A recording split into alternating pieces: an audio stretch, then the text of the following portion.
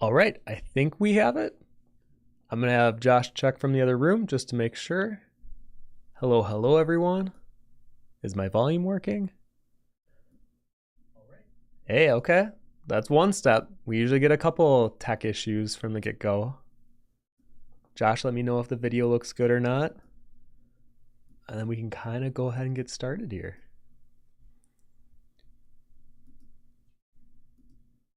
Hi, everyone. Okay, so volume works as well. All right. Okay. Well, I'm going to wait just a couple minutes so people can join in. And let me get my comments here on the side here.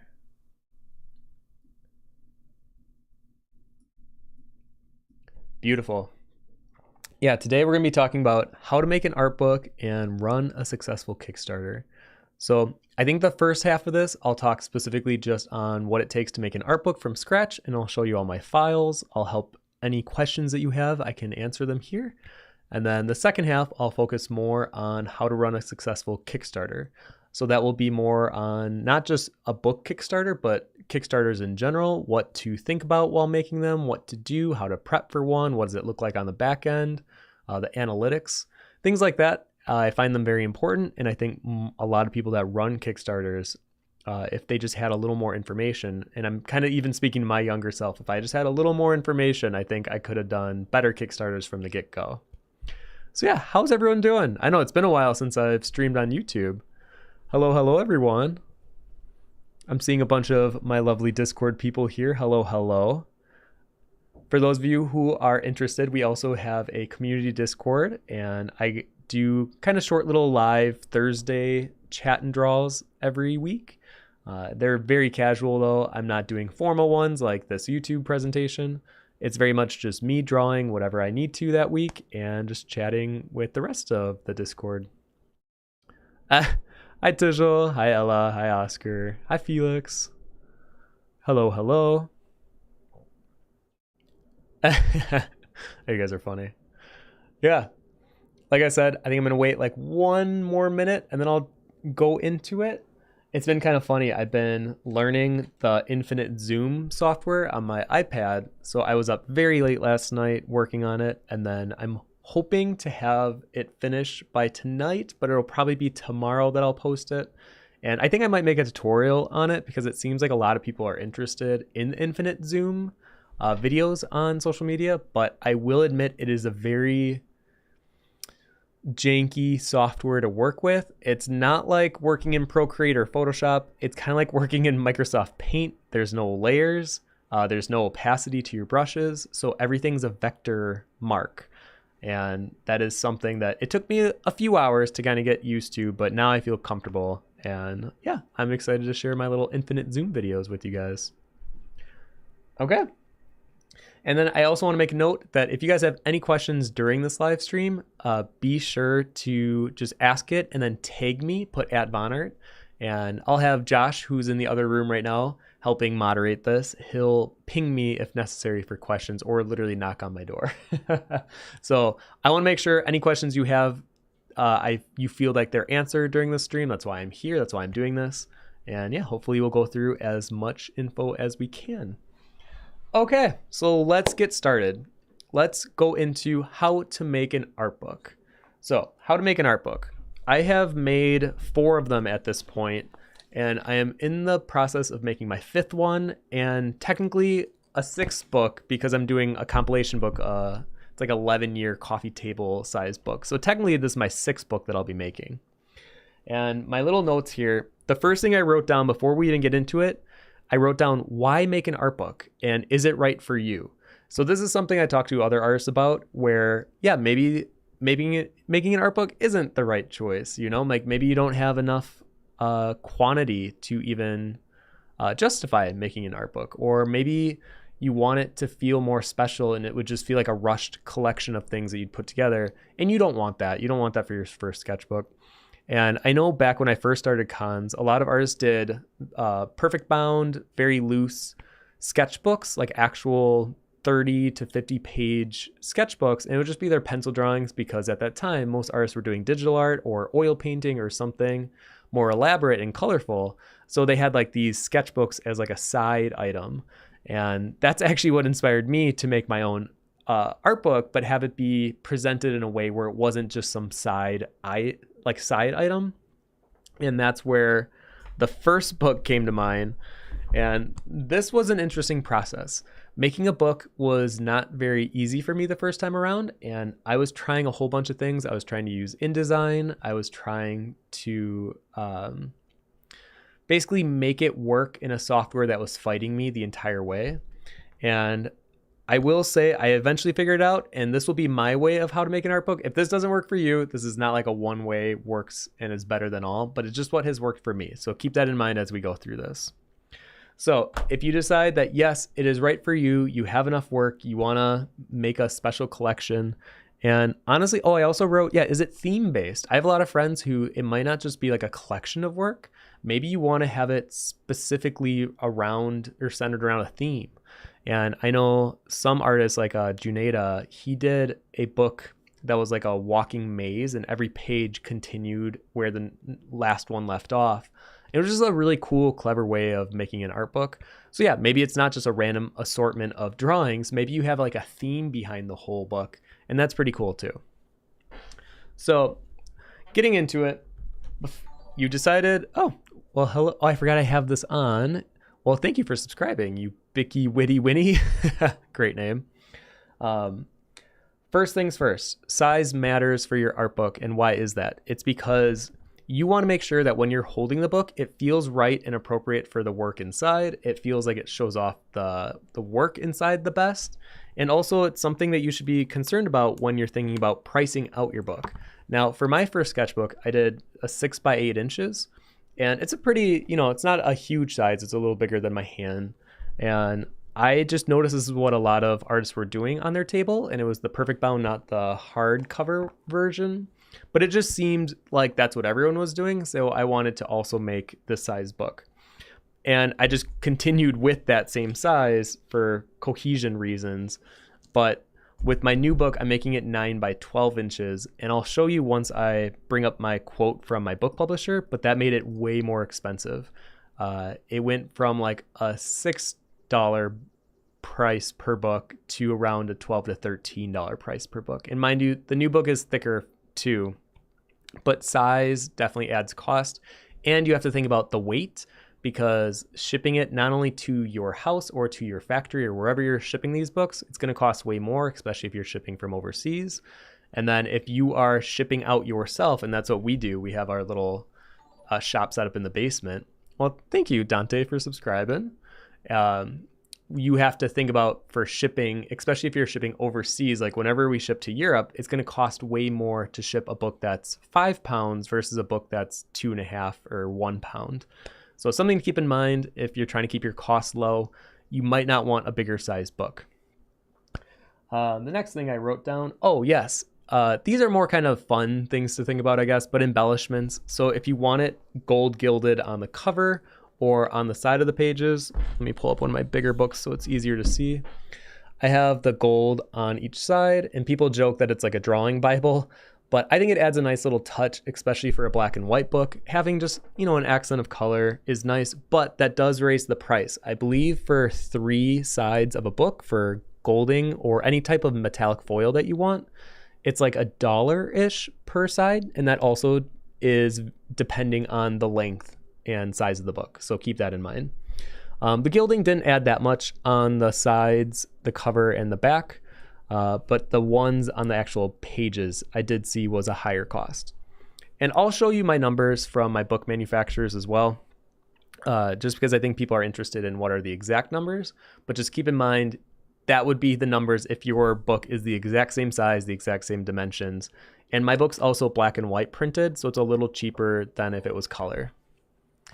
Well, thank you, Archiadios, for subscribing. I'm going to butcher these usernames. I'm sorry. I'm going to do my best, though. I'm going to do my best.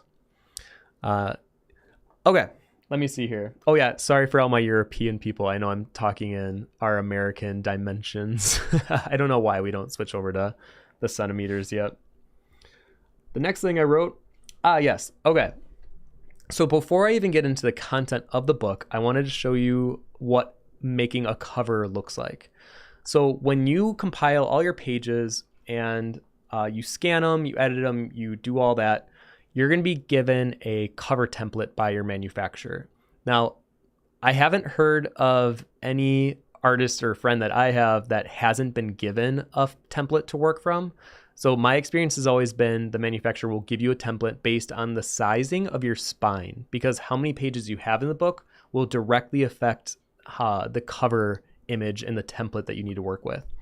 So when you see this, it might be a little confusing, like what are all these different boxes? What do they mean? So let me remove some of them. So this one directly showcases the width of the book, the spine, the pages, and all these lines represent something different.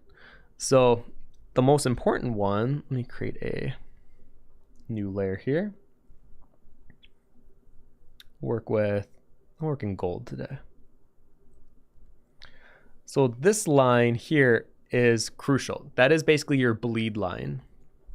And I can see even on my Photoshop template, I made a box for myself so that I can know everything within that box will be visible on the back cover, on the spine, and on the actual cover. So this is very important. And then this page, or this section here, it'll fold over usually it's like cardboard or something that they use for the actual cover and back cover. And it'll fold over and you'll see a little bit of it on the inside. You can see it right here. And then they'll post this cover image on top of it, but you got to make sure that this bleed goes all the way over the edge and even under this gold part. So you want to make sure your images extend all the way to this second line here. Oh, let me close my window and airplanes flying over. And this is actually your more dead bleed. So that's most likely where there won't be anything visible, but usually you want your image to extend even a little past that line. And that's why this blue box is there to kind of show you like, hey, this is really important that you at least have the image cover this much of the dimension. And I think this is important to know because a lot of the times when people think of cover work, they make a drawing and then it's only this big. Now you better be banking on the fact that you are okay with the edge being a color or just pure white, because usually when you draw a cover image, you definitely want to draw it way bigger than you initially think. And that's because you want to cover for that bleed. So then after that, let me see. Oh, I actually have I still have my stuff in here. Perfect. Okay. So this will be my book 4 example. So I did this angel, and as you can see, I did it over here. And let me check because, yeah. So as you can see, it covers all the way out and under that gold. And honestly, I probably could have even extended it further to this line. I think I was playing with fire here by letting this negative space. But that's the risk I took. Apparently it paid off.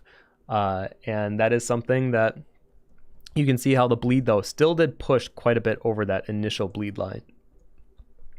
Now next we have the back cover, and this was easier for me because I have white on the edge, so it didn't matter if it extended over because everything was going to be white anyways. This is more of a safe bet if you have an image that kind of floats in the center and then the color just bleeds into the edge. And then let's see, what did I do here? Yes, this is the gold line. So if you're going to be doing foiling or gold or metallics of any kind, it doesn't have to be gold, it could be copper, it could be a color like magenta. You're going to have to do a separate layer, and anywhere that's solid black will be where the metallic will go.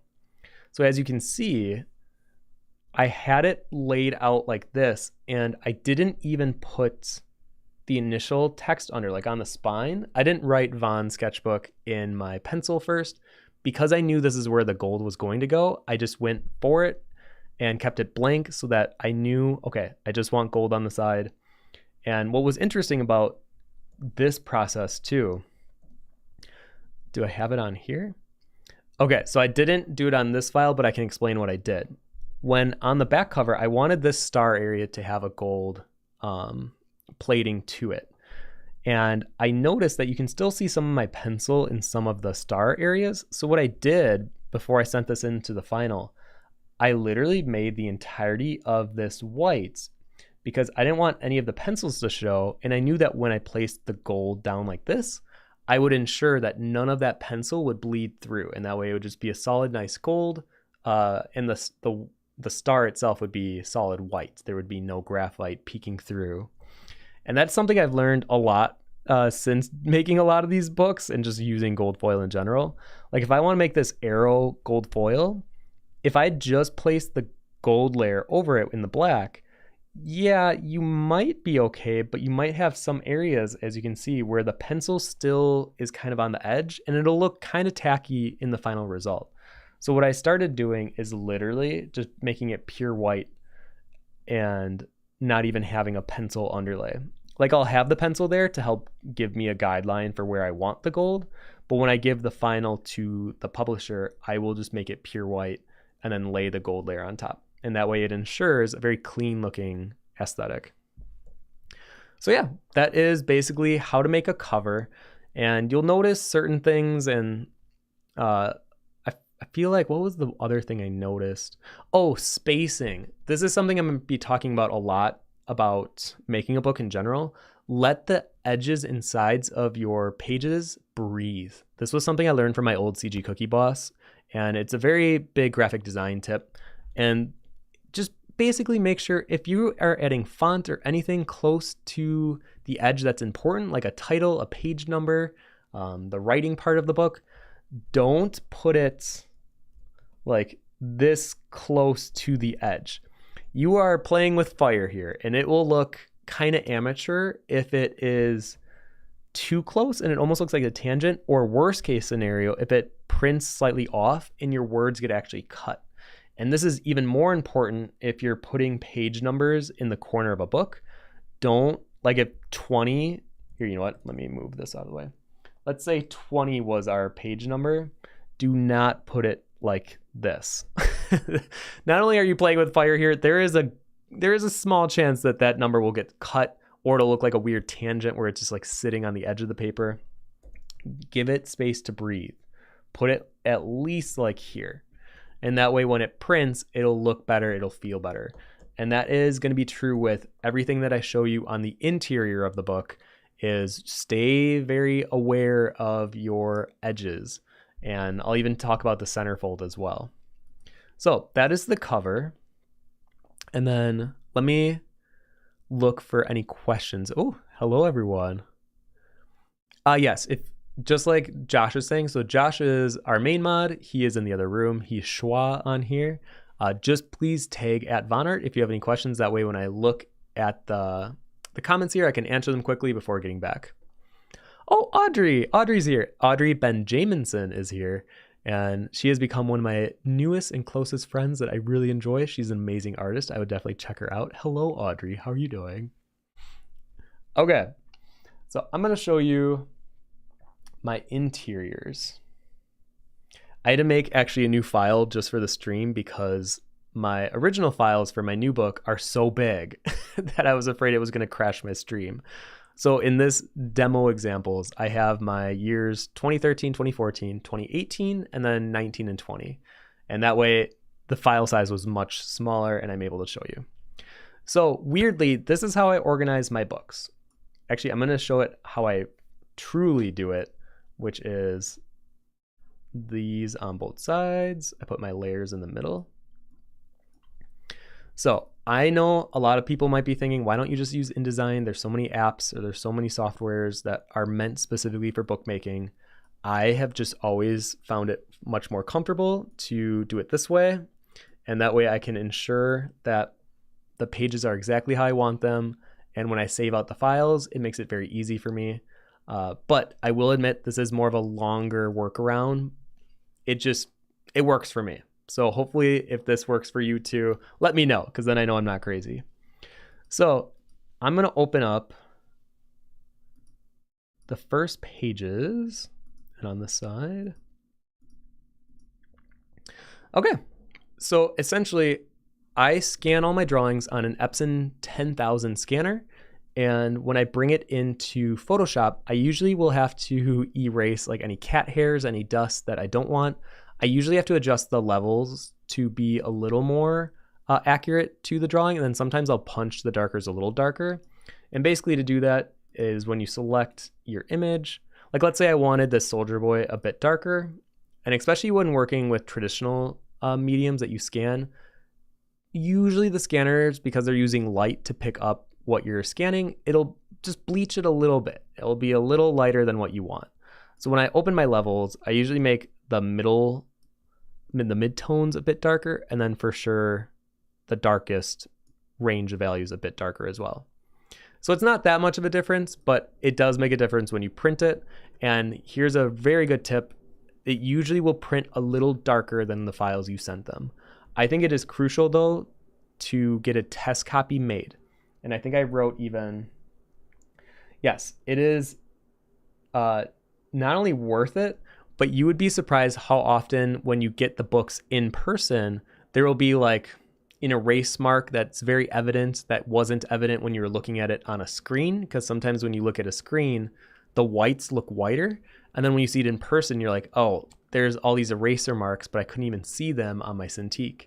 So I would definitely purchase a test copy of your book. This can range between $200 and $400. I know it sounds steep for just one book, but that test copy will save so much headache and so much like problem solving in the future that it just add it to your total amount of the books that you're buying. I don't even think about it. It's just one of those, of course, I'm going to make a demo copy. And sometimes they'll send you, actually, my new book publisher sent me what's called a blank dummy. So this is the size of my new book, actually. It's going to be a little thicker than this. They did 120 weight paper, and this is something you're also going to learn if you're making art books. Papers have different weights to them. And basically it means how thick are they. You can pick different textures if you want it to be glossy or matte. That's all something that you're going to have to pick. It's mostly personal preference. Because I'm a pencil artist, it just made more sense for me to choose a matte paper. And I wanted it to be a little thicker so that you couldn't see the drawings in between each page. So as you can see with this one, it's a little too thin. This is like almost computer paper. And I didn't really care for that. But what I liked about the demo copy is they sent me what it would look like bounded in the gold. And I love this new gold. So I'm definitely going to work with this. And then I told them I want a thicker paper. So I'm going to move to 160. I think it's GSM.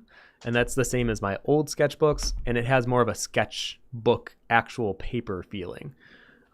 So these are nice. Sometimes the publisher will send you these for free, just as like a thank you for choosing us to order with.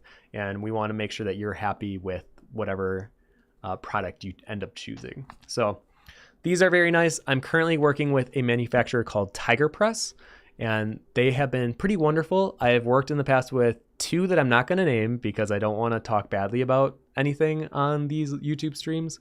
But I also worked with a company called Print Lore, and I really like her. Sam is the one that runs it, and she made my last book in my last reorder, and she was wonderful to work with. But she has been incredibly busy lately, and Tiger Press has been just very adamant about getting my business, and they've been very good about replying right away. And honestly, I sometimes will prioritize companies to work with if they are just good to respond, and it seems like they want your business. And I feel the same way with pins. I work with Galaxy Design Squad, even though they're a little more pricey. They're so good to work with that I almost don't care. Anyways, oh yes, wait, I am so sorry. The comments were hidden under this tab here. Tim missed poor Kyle's hello message. Well, now I can't even see it. You're gonna have to say it again. I'm so sorry. Elena says, in the 10-year book, do you still keep everything strictly divided by year, even if, for example, a loose concept is from one year and the final from another, like with passing the torch? I'll usually keep, good question. I'll usually keep the initial sketch in whatever year I did that initial sketch. And if I chose like 2 or 3 years later to actually finalize it, I'll include the final in that year. Because I felt like it's more true to when I actually drew it. So yeah. Okay, so looking at these files, what am I doing? How am I setting them up? So my book is 9 by 12 inches. So normally what they're going to ask is, and this I didn't know as well. I made my first book in one giant file. It was like a big rectangle. And then I found out they want each page sent to them individually. Some manufacturers will want a PDF, some are okay with JPEGs, some will want a very specific format, whether it's RGB or CMYK. That is something you're gonna have to talk with your manufacturer on what they want, and that way you can save a lot of time and be more efficient knowing, okay, I gotta make sure that when I save these out, I do it in the right format so they don't have to do it twice, or in my case, I had to do it 5 times for one of my books, and that was awful. And I want to make sure I give any advice to make sure other people's don't make the same mistakes that I was. So yeah, that was interesting. But now I have set it up where I know what to do. So with 9 by 12 inch files, you can kind of see it on the right side here. I have to include a little space for bleed. And I believe it's 0.25. Let me double check myself. Yes, so you're gonna add basically 0.125 on each side, top, bottom, left, right. And it'll add up to be 9.25 and 12.25. So those 0.25 inches on each side, or on the entirety of the parameter, basically is your bleed. So do not include anything in that area that is important. And that's why I literally made a line for it. I made a separate layer just for that. It's very light on my screen, but you can see it up close. There it is. And that line basically tells me not only to not have anything in there, but don't have anything close to that line. Like I was mentioning in the cover, you want to make sure that you're letting your images breathe. So if you push things too close to that line, it might just read weird when you get it. Because yeah, what if the cut actually was all the way on the right side and you have more spacing, or worst case, if you have less spacing, you just want your images to breathe. You want people to have a nice flow while looking through your book. And the other important thing to keep in mind when it comes to bleeds is your centerfold. So I have my layers in the center here, but this basically dictates where the centerfold is. And the most important thing to keep in mind is don't push your images. If they go like here, I want to say about, let me use a different color again. Or is this a grayscale file? This is a grayscale file. The image from like here on over is going to be very difficult to see, especially if you're working with a book that has, actually this one's pretty good. Let me choose one of my smaller ones. Because if you don't have as many pages, there's going to be a bigger bend on the book. And that means it's going to be harder to see the centerfold image, and you have to like really bend the book, which you don't want people doing. You want people to be able to see the full image without having to like bend your book open. And if you have an image that's going to spread on both the right and left side, this is going to be very tricky. I have one of them. I believe I have it in this file. I do. Okay. It is in 2020. And I'll show you what that looks like, because these can be very tricky, a little finicky. And this was my Harvest Festival piece. So if I open this up, yeah, you can see a little insight into my layers, and I'll explain what each of these are. There we go. So basically when you're setting up an image that's gonna sprawl across 2 pages, a landscape image, we could call it, what I do is I cheat a little left and a little right on both sides. So the best way to see it on this one, let me move them actually right next to each other so you can kind of see. See the bird's eyeball? You can tell how, maybe, you know what, let me zoom in. I'm like trying to do this and show you guys, but I'm also like, I don't even think you guys can see properly. I gotta be a good streamer here. I gotta do my job properly.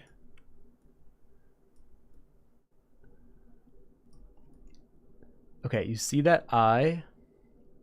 So you can see how it's a little bigger on the right side and the left, and that's because when they stitch together, I'm taking into account the bleed, and I'm almost accounting for the fact that some of the image is going to get lost on the right file and some of it will get lost on the left file. So to compensate for that, I make each of them just a little bigger, and that way when you open the book, it'll look more seamless, but in actuality, you're cheating it by moving the image on the right over. Actually, let me grab the layer it's on. So I'm moving this one over by like 0.2 inches. And then I'm moving this one over also like 2 inches to the left. And that's what I mean by just cheating it a little. And that will create the nice seamless opening. And then if you're asking, how do I make sure that they line up? This one's a little easier. It seems like it would be tricky, but it's actually not. Basically, because my left and right side are the same size, all I would have to do, like let's say I deleted this image. I'm gonna take this one, I'm gonna click it, and on a Mac, I believe it's the same on a PC, but I'm gonna hold Shift. When I click it, drag it to the other file, and it'll place it in the same exact orientation as the right file. And all I'm gonna do then is move it over while also holding Shift. That way it stays horizontal perfectly.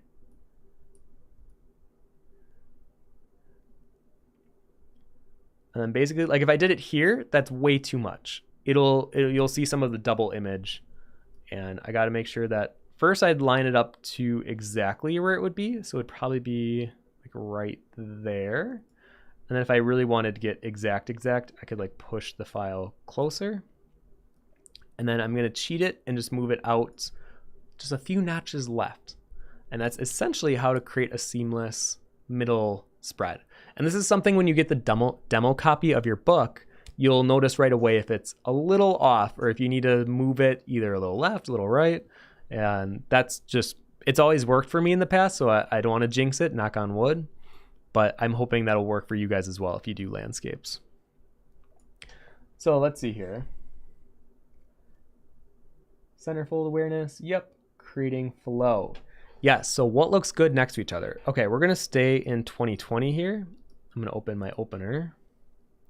So the thing I like about chronological books is I feel like you can create a nice pace to them. People know what to expect as you're flipping through it, and you can kind of create this cool feeling of, oh, I know what to expect, and also I wonder how they can surprise me with what they add.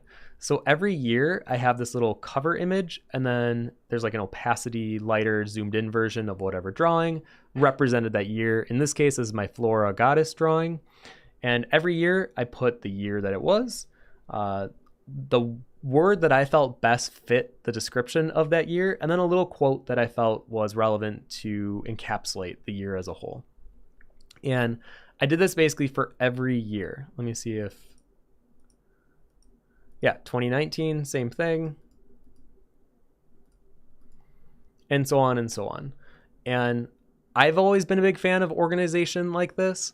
And I know other people that I've talked to with art books, sometimes art books can be a little chaotic. So this is one way to organize it. Now, it doesn't have to be chronological. Like I mentioned earlier, it could be based on a theme, and maybe every chapter, like maybe someone's doing a color book and every chapter heavily represents a certain color, like red and then orange, and that's the color they predominantly use in their piece. I just decided on chronological. It just made the most sense for the style of book.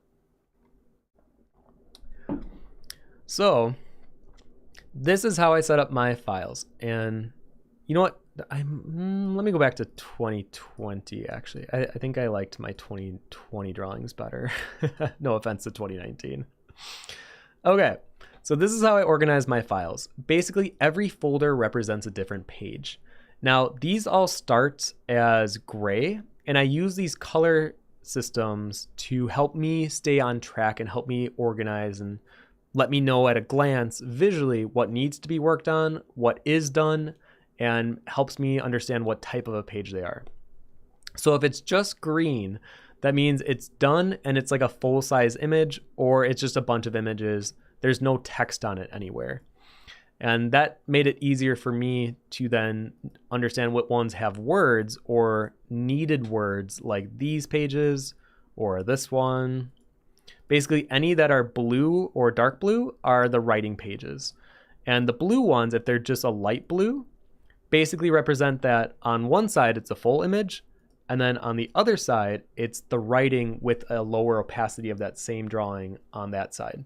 So mind you, this is also just personal preference. It's just an easy way for me to stay organized, but I will say it is nice having every single page be its own folder. So I would definitely highly recommend that side of it. And when I'm still playing with the file, I don't think I have my newer ones because I'm still working on 2022 and 2023. Some of these will be red, some of these will be orange, and basically the file will look like this. What this tells me is that the red ones either need a missing file, needs to be edited completely, or is just blank and needs to be filled. Orange usually meant I have the image down, but I don't have the writing. And that was like an easy way for me to then visualize as I'm going through how many pages I have left to work on and what I still need to work. Okay, but that's more of the boring side of things. How to actually lay out pages. I think this is more fun to think about and actually do. So when I'm laying out my images, I'm thinking about the impact. Actually, I wrote down the 3 words. Clarity, impact, and style.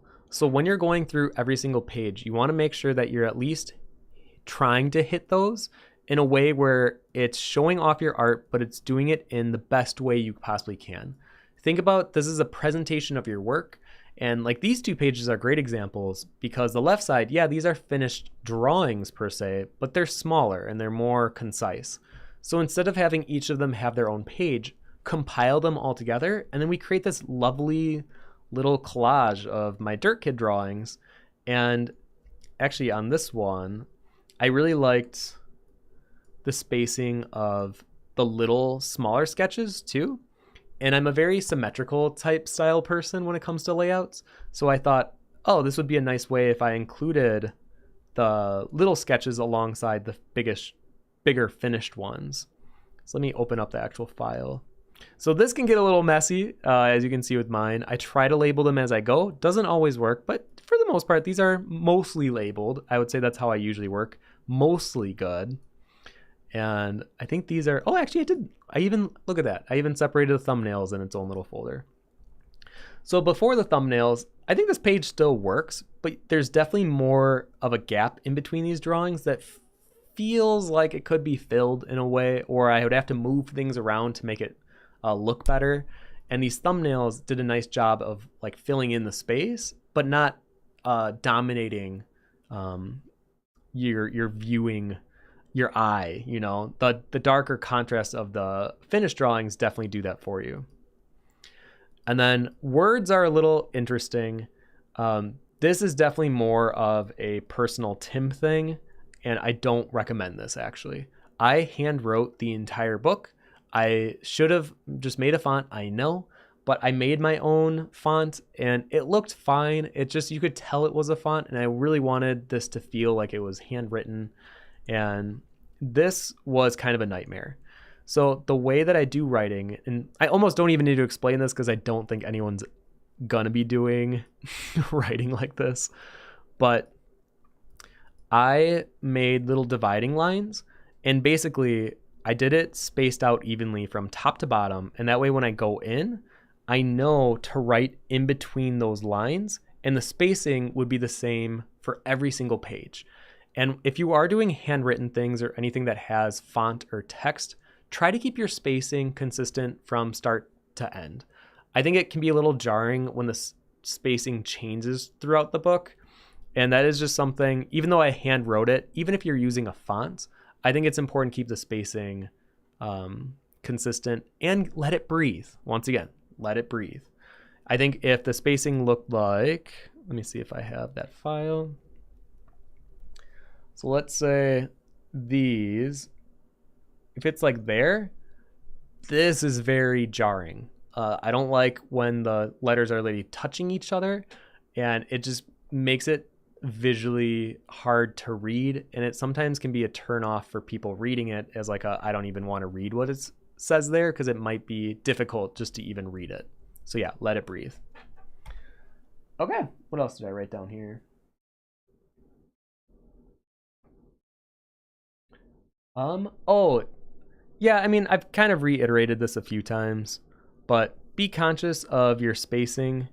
And whenever I'm working, even like this flower here, if this petal went to like here and was like just touching the bleed edge, I would move it, I would change it. I would rather have the image go completely off than just touching it and creating this really uncomfortable tangent area. So just something to keep in mind. And I'm gonna have to handwrite all the numbers in the corners. I'm waiting to do that last just to make sure every page is exactly where it needs to be. But when I do that, like I mentioned on the cover, do not do this. That looks horrible, in my opinion.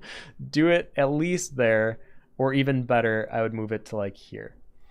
And try to keep the spacing from the bottom of the letter to be the same spacing on the sides. So whenever you're thinking spacings, you also have to think horizontal and vertical. You can't just think one and not do the other. Okay, so yeah, those are my files. So let me see what questions we have. And then I think I covered most of what I wanted to. Oh, wait, before I get into the Q&A, I will say, if you are doing words with your art, try to be intentional with them. Try not to have words on every single page of an art book because it's an art book. I know it's something that probably shouldn't have to be said, but I think sometimes if there's more text than art, you're dancing on that line of people might not want to buy it because they bought it for the art and that's not what they're getting. So whenever I add text, I always try to have there to be like art complementing it or art surrounding it. And then if I am doing a page where it's just the words, so let me see if I can find one. So let's say, I wrote up a little thing about the corona response when 2020 first hit, because that was something that definitely affected my career, my life at that time, as I'm sure most of you did as well. So I have the drawing on the left side just by itself. I think it's impactful to let a drawing, once again, breathe, but also take up the entirety of a single page, especially at that size of a book. And on the right side, I not only have the drawing, let me see if I can show you. So I have the drawing, I keep it at a 10% opacity. I usually keep these between 9 and 12%, depending on how I think they look visually. And then I add the words, but as you can tell, sometimes the words gets a little close to the same value as the drawing underneath. So what I do for every single thing that I write, I add a little white glow essentially under the words. Now this is also not at full opacity, it's at 75%. But you can see the difference before and after. It's very subtle, but it's just enough where it doesn't strain the eyes to read. So something to keep in mind is if you are adding text, be very careful with the contrast and the value underneath of that text, because I've gotten a few art books, once again, not going to name names, but there's been one in particular that I couldn't stand because the value of the letters were very similar to the value of the color underneath, and it became almost impossible to read. I'm like, I don't know how this didn't, like, no one caught this when they were producing the book, but it's something that really bothers me. So yeah, be mindful of your words.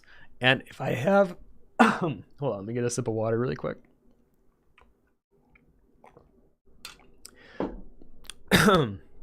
Okay, so if I have my words on the right side, whenever I have words again, it'll always be on the left side. So then my next word page was this one. So I usually try to back and forth. I try not to have words always on the left side because I think that sometimes can get a little boring. So I try to break it up where it's every other. So then as you can see on my little notes here, the next one should be incinerator because it's blue. And then on this side, it'll be a darker blue, which means it's the word version, as you can see here. So just something to keep in mind, more of a personal preference. But okay, let's open up the Q&A for a little bit, and then I'm going to jump into Kickstarter. So yeah, any questions you have about making a book? Let's see here. Professor Strangefinger says, thank you very much for sharing this valuable knowledge and the experiences you've had. Absolutely. I've actually kind of missed doing these little streams where I feel like I've done a lot of work, or I've worked with manufacturers enough that I feel like I'm qualified to talk about these things, and hopefully I can help other artists avoid the many speed bumps that I felt I was pushing through when I first got started. Ella, speaking of, how do you come up with the things to say to your illustrations? So a lot of these are things that I've either written in my sketchbook on the side while I draw. Like, let's see if what was my next one?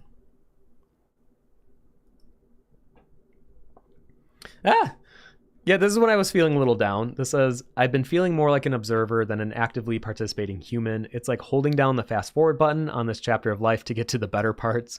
Because when you're so used to feeling confused, hurt, angry, disappointed, or uncertain for so many weeks in an endless spiral, it takes time to get used to calmness again, in which you can find peace. So obviously this is very relevant to the time of, this is probably early COVID, where I did not enjoy being at home all the time. All my conventions got canceled. I couldn't see my friends anymore. So this just felt like something I was experiencing at that time. So I try to include notes or little verbiage, samples of whatever I felt during that year.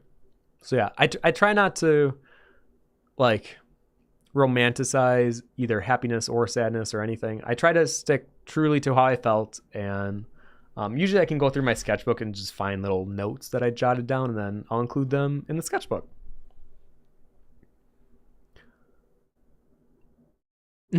Demon Tim came out for a second. Okay, I feel like you guys feel pretty good about the book stuff. Oh yes, if your handwriting is not great, then maybe don't handwrite the book. There was, speaking of, do I have it here? Oh, I think it's in the back room. I have a book that I read about drawing and trusting the process, and he hand wrote it, and it was from the 70s. I actually really liked the content of it, but his handwriting was so hard to read. It was very distracting. So if your handwriting is, or can be described as very distracting, don't handwrite it. I guess, yeah, that would be my tip. But because I write like a grade school teacher, I feel like it's easy to read. It's simple. I could be biased though, but I think it's pretty easy to read. Barbara, hey Barbara, says, do you pick the drawings purely chronological, or do you sometimes sort them following a theme or story? I do mine 95% chronological. The only times it doesn't become it are like these. So I worked with a company that I do bird drawings for their beer labels, and I've been doing it for 7 years. And rather than having the birds spread out throughout the book, instead I collected them all and put them in kind of the center of the timeline of when I created the birds. So these are the openers to the birds. And actually, this is a good example of a spread that I really like. You have an impact one on the left with a little verbiage at the top, and then you see the birds on the other side. And then when you flip the page, it's just like a almanac or whatever those animal guides of birds. It's just a lot of birds all at once. And then flip the page again, and there's just a lot more. So technically these were done from 2017 to actually I did a few this year, so to 2024, but instead I just mushed them all together. Same with the Dirt Kids, same with the tarot cards, and same with some of the collabs I've done. Actually, I wonder if I think it's in 2019. Oh, actually, yeah, some of the collab pages I did keep true to the year that I made them. So in this example, I really like the ones I did with Babs on the right, and that's why I made it bigger. And the ones on the left are smaller. They just didn't feel like they should encapsulate a page of their own. But you know what? I feel like I should have, let me check 2018. Here we go. Okay. So in 2018, I included all of my collabs with an artist named Gawky. She was one of my old roommates. I really enjoy Key's presence. She's one of the best artists I know, especially with color. I think she could be the best color artist alive that I know personally, and I feel very lucky. But anyways, same thing. I like an impact drawing with a little verbiage on the left, and then more of our drawings on the right. And then when you flip the page, you see more of the collabs. And then it's the opposite, where the left has more multiples, and then the right is another impact page. But these were done in the span of like 8 years, you know, because we would do collabs like once a year, once every other year. It just felt weird separating them throughout the book. So instead I just collected them and put them all together. Choette says, can you please explain your artist name, vonnart? So my last name is von Rueden, and in high school, everyone called each other by their last name. So my closest friends, I had 2 Mikes and a Justin, but I called them Kramer, Blummer, Schmitty. And my last name, instead of being von Rueden, people called me Von. And my art teacher, who I still credit as being the best art teacher I've ever had, when she would grade my papers or write or do anything to critique me, she would put VONN, and I just adopted that. I became Von. And when I was choosing my art name, it didn't really click with me that this would be like my forever name. But yeah, I guess Von Art just sounded right, and it sounded quick, it was understandable, and it's relevant to my name. So I don't think it's something that I would ever want to change. So yeah, that's how it stuck. Ella says, so if someone wanted to publish their first art book, how much would it roughly cost to get started? Okay, yes. You know what? I forgot to share the numbers. Okay, let me zoom in on this so my address isn't publicly displayed. There we go. Okay, so here's an example of a quote sheet. So mind you, I don't want to intimidate people with the prices and numbers on this. This is a very extreme version of what you would do. Basically just knock off one of the zeros at the end for the pricing, and it'll be kind of similar for you guys. And mind you, this is a bigger book too. It's 9 by 12 inches. It's 400 pages. It's thick as hell. But when you're looking at the paper, you can tell just a 20% or 20 GSM increase from 100 to 200. Actually, you know what? Let me open this in Photoshop so I can write on it. No one look for a second. Is my address even on here? Hold on. Okay, no, they didn't put it on the top. Okay, so this is an example of a quote.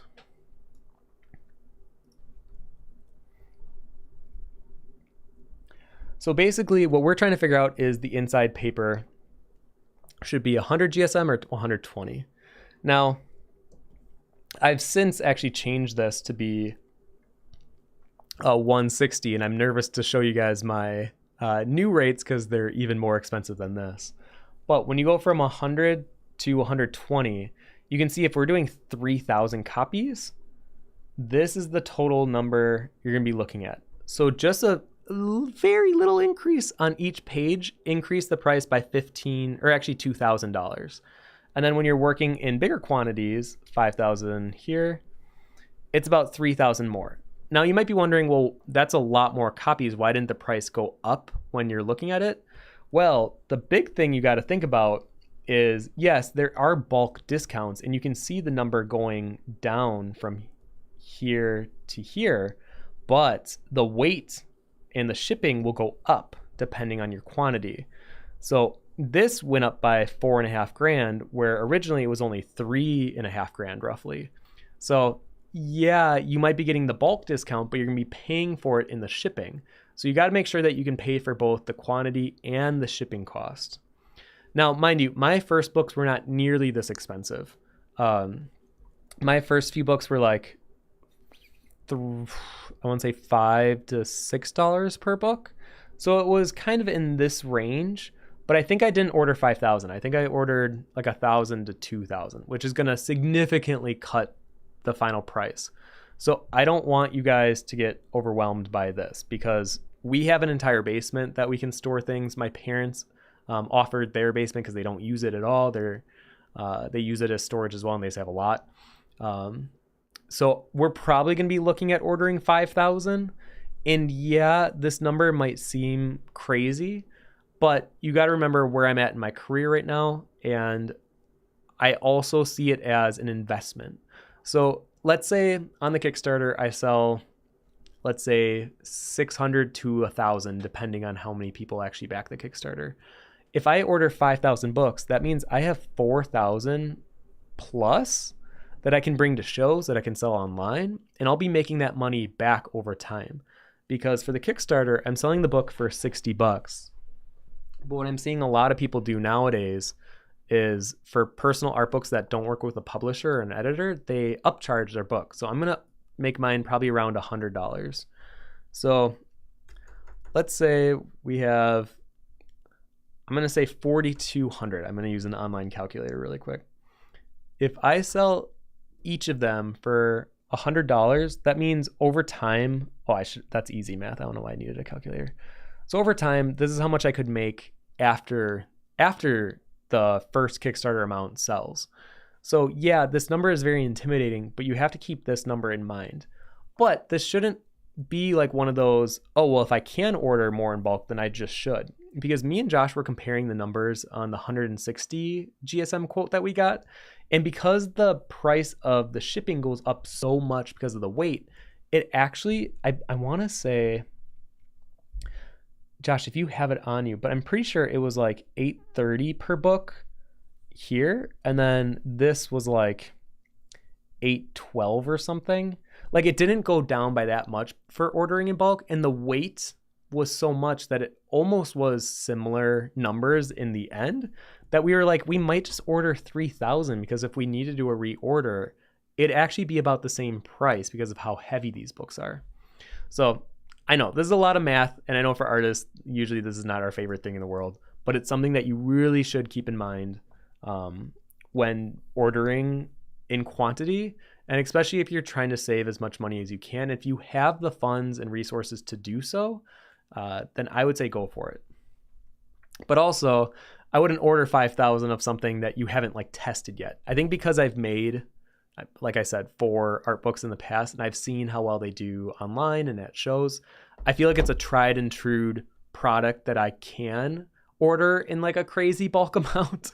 Where if this is your first book, do not order 5,000 of them, unless if you're like incredibly confident in whatever product you are making. I would say order like between 300 and 1,000. I feel like that's very reasonable. The price will get slashed like crazy. And even though you might not be getting as much of a bulk discount, you'll still be getting somewhat of a discount. Nebo's Music says, when dealing with sizing and resolution of image, what do you recommend? I'm thinking about the image processing you do to make it printable. Yes. Okay. This is something I should have mentioned when I was talking about the book. Great question. So this image, let me zoom in. So as you can see, it doesn't start to get pixely until you're like here, and you're very close to the drawing at this point. So I recommend when I do all my drawings, I do them all at 600 DPI. They say you really don't need to do anything over 300 unless if you're going to be blowing things up to be like a banner or a tapestry of some kind. But I just do it as like a safeguard. So I have every single drawing I've ever done scanned at this resolution, just in case. You never know. If you have a Dropbox or if you have an external hard drive, just keep it in there because they end up being pretty large files after a while. And the only thing that I do to the drawing besides the levels and the erasing of like cat hairs or something, like actually, here's one that I missed. See these weird little lines here? What I'll do is literally choose the Band-Aid tool. It's this one on the toolbar, and just get rid of it. Ta-da. So those are like the small little edits I'll do. I sometimes like letting the scratchier marks be on the outside, but if I really want the background to be white, like let me see if I can find an image.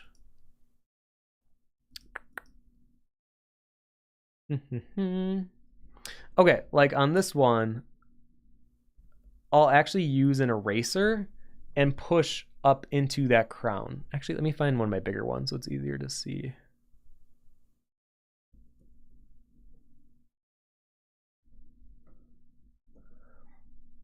Okay, yeah, like on this, I really wanted the interior of this Band-Aid to be a negative space. So I just took an eraser and basically just went in and covered it. And I'll try to find, like I kind of like the haze of the paper texture to be seen in most of my drawings. But if I really want to push like a white, like if I wanted the reflection on this part of his glove to like really read metallic, I'll just use an eraser and fill that in. But more often than not, I'll let the paper texture just bleed through. So yeah, I think if you're working with a scanner that's not like a professional scanner, it can really distort the lighting when you're scanning it. So just be very conscious. And I know people sometimes will take photos of their images. I've never had good luck with photo representing my pencil drawings because they still will create somewhat of a gradation on the edges or the sides, or it just will be too granular for me. But that's more personal preference. Okay. Yeah, what's going on, brother? I missed you. I have been incredibly busy, but thankfully things are going to slow down in November for me, which I know for a lot, that sounds kind of crazy, but I've actually given myself a lot of solace. We got married. Me and Josh got married in June 1st. And then obviously this Kickstarter has eaten up most of my time making this art book. And then this year's Drawtober will be pretty time intensive. And I have 4 or 5 cons up until November. So once November rolls around, I think I told Josh I want to do like a monthly stream on YouTube moving forward. So I'm hoping I actually follow through with that one. But anyways, okay. If no one has any more questions, oh wait, there I see one more. And then please don't forget put @vonnart so I can see it quickly. Choette says, in this art book, will there be additions of gold on certain drawings in the spine of the book? Yes. On the cover, back cover, and spine, there will be gold. And I actually don't do the additions of gold on the inside. I like letting the drawings be pencil drawings on the inside. This is also a personal preference, and it would add actually a lot more to the cost if you're trying to gold stuff on the interior pages. I mean, I could fake it and just like paint in the gold. I want the pencil stuff to breathe as its own, as, you know, showcasing graphite. Because I always like gold as an accent, and I think it is nice on the book, but that's as far as I would push it. Oh, that's the last note I wrote. People do judge books by their cover. I don't care what anyone says. So make sure your book is striking. It gets to the point. The only thing I will say, I think I made a mistake with my book, is I put Von Sketchbook on each of them. And yes, they're representing my sketchbook, so I thought it made sense, but people thought they were actual sketchbooks that you can draw on, like blank page sketchbooks. And because the clarity wasn't obvious, I would actually knock myself a few points down, because I have a big theory when it comes to business stuff is if someone has to ask, then you're probably not doing it right. And I think I should have put Von Artbook on these instead of Sketchbook. But that's okay. My new one, it's the Art of Von. People understand that that is an art book. So I corrected the mistakes from my past. And also, I know, personal preference, I like to see a good preview of what's inside of the book. And even if it's just like the style, or either if it's decadent or if it's gonna be more macabre or whatever it is, try to let that be pretty visible in just a look. Like I think my second book does a good job of it, of this is a very fantastical, detailed style artist, like, you know, borderline gaudy, but a lot of filigree accents. And they'll be in pencil with little, you know, gold on the side and stuff. So, like I said, personal preference. Felix says, in print, you can't really tell the difference between 300 and 600 DPI. However, when you scan traditional work, you need more DPI to not get pixelated. Yeah, I can definitely tell. Like when I did my first book, I was using it was like a printer scanner combo, and it was scanning at like 72 DPI. You can definitely tell the difference between 300 and 72. So if there is one big thing I'll say, if you're scanning traditional work, do not scan it at 72 DPI. I didn't think it was that noticeable back then, but now looking at the images that I scanned the first time around, it's very obvious. Okay, are we good on the art book then? Or wait, Choette says, last bold question. Are you afraid of color? Sorry for T question. Actually, it's so funny. I'm making an infinite zoom video right now, and I'm talking about how I was actually a digital art teacher for 7.5 years. Let me see if do I have any on my desktop? Because I was making the images yesterday. I guess some of them you can kind of see. So I would make like these little tutorials, and they're angled because I needed to cheat it for the perspective. But yeah, I would make like little step-by-step things in Photoshop. Let me see if I have I had one where it was like an example of my work. Okay, kind of this one. I made like a little mock booth that I painted over. So yeah, this is some of my old color work. When I first started doing cons, I was doing more fan art. So here's my little ode to Digimon at the top. I played League of Legends a lot. Kingdom Hearts is, you know, in my heart forever and always. And then I was doing my original art because I was working on my illustrated novel at the time. And I went to school for video game art and design. I thought I'd be making video games at this point, but I decided why not make a book, because making a game requires a team. Whole thing. Basically, I put this project on pause until I become very financially stable so that I can like take 1.5 years off just to write and illustrate a book. And I'm not quite at that point yet. I'm getting there. So yeah, this is kind of the color stuff I used to do. And yeah, I was doing this alongside my tutorial stuff that I did for CG Cookie at the time.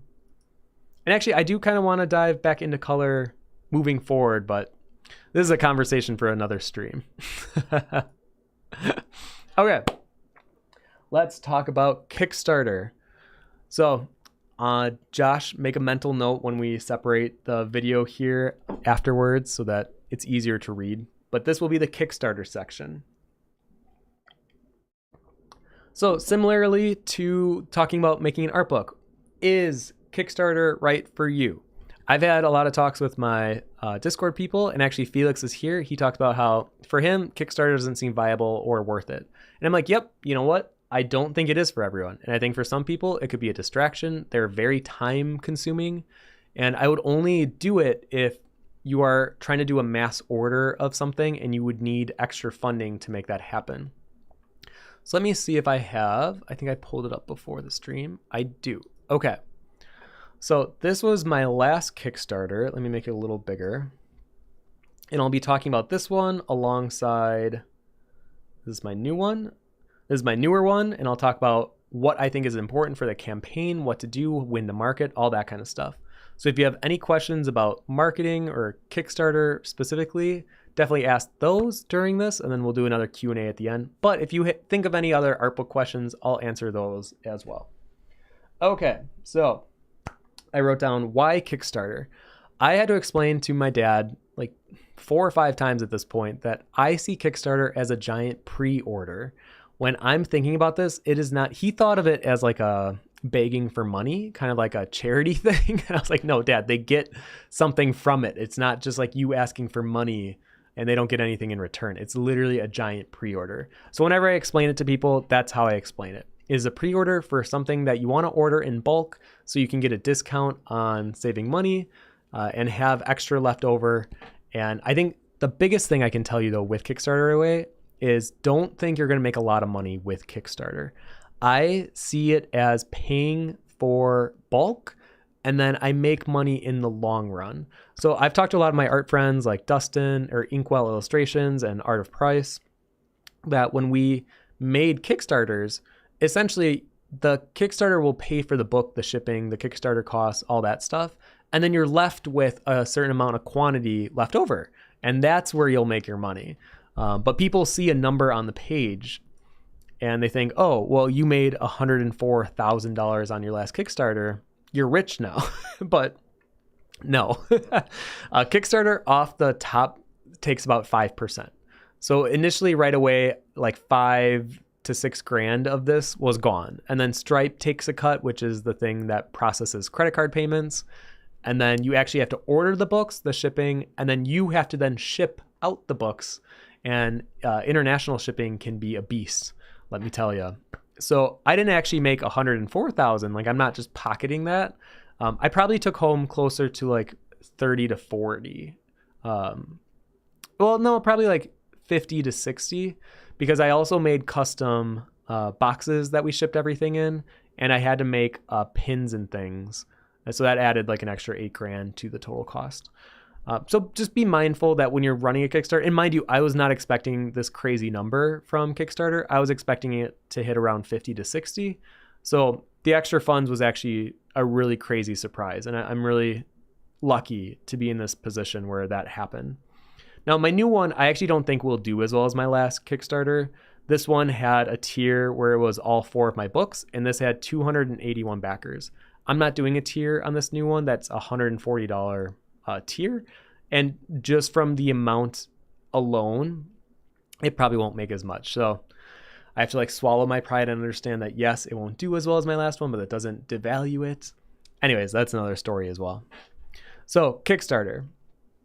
The first thing I wrote, it can be for a big or a small project. I usually try to keep them for bigger projects like books, but I've seen a lot of people do them for like pins or a hoodie or just something like a one-off merch item. And this used to be way more popular, I want to say in like 2018, where people would do a pin Kickstarter and it would do really well. I think since then, the market has been a bit saturated. And I would borderline even say oversaturated with these smaller Kickstarters. So I don't think those do necessarily as well as they used to. But you can still do them. And I still see some do very well every now and then. But I think that's something to consider, that you don't have to have it be like a big project. It can be something small. Similar to your art book, if you decide, yes, Kickstarter is for me, I'm going to do one. Have these 3 things in mind as you're making your campaign: clarity, impact, and style. Let it be incredibly obvious as someone is looking through your campaign what to expect, what they're getting. Because I've talked to even some of my art friends, they don't even read the Kickstarters. And I think a lot of people probably do that too. Actually, let me do a true preview. So when they come to your page, they might watch the video, but in reality, they're going to skip down. They might look at a couple of the images. And if in those like 3 to 5 seconds that they like what they see, they're going to click on one of the tiers. And once they select it, it's done. And I think your campaign needs to be so well refined that literally in those 3 to 5 seconds of someone scrolling down, it becomes obvious what that person is getting. So don't overclutter your campaign with a bunch of verbiage. No one wants that. And if you do a verbiage, highlight what stands out. I know when I read Kickstarters, I literally will just read the bold parts. So on all my Kickstarters now, I just specifically make whatever is bold the actual important parts of what I'm writing. Yes, be reasonable and practical. So price things out as they are. So for this book, I have some money ready to invest on my own, but the goal is $25,000. I think a better example would be my last Kickstarter. And I think the goal on this, they removed the goal. I'm pretty sure the goal was $18,000. And that's because the books actually did cost about $15,000. They were much cheaper because of the size and the paging. And I needed like $18,000 to help with the shipping costs.